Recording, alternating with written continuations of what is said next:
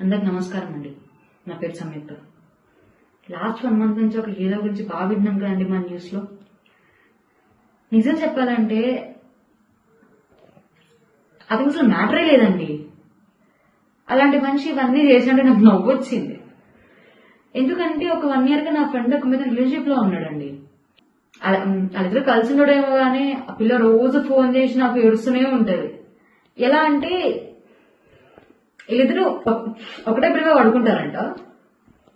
ఈయన మాత్రం ఇంకో పక్క తిరిగి పడుకుంటాడంట.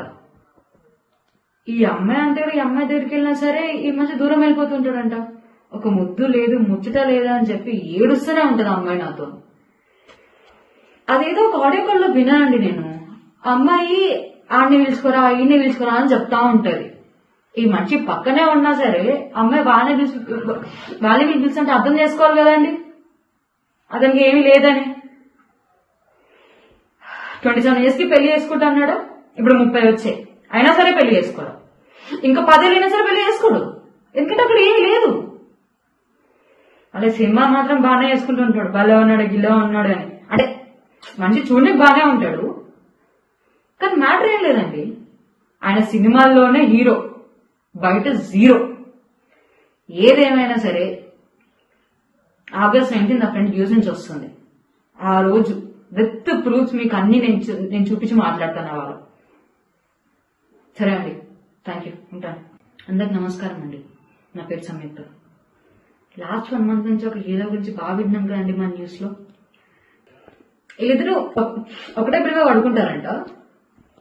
ఈయన మాత్రం ఇంకో పక్క తిరిగి పడుకుంటాడంట. ఈ అమ్మాయి అంటే ఈ అమ్మాయి దగ్గరికి వెళ్ళినా సరే ఈ మధ్య దూరం వెళ్ళిపోతుంటాడంట. ఒక ముద్దు లేదు ముచ్చట లేదా అని చెప్పి ఏడుస్తూనే ఉంటది ఆ అమ్మాయి నాతో. అదేదో ఒక ఆడియో కాల్ లో వినానండి నేను. అమ్మాయి ఆడిని పిలుచుకోరా ఈయన్ని పిలుచుకోరా అని చెప్తా ఉంటది.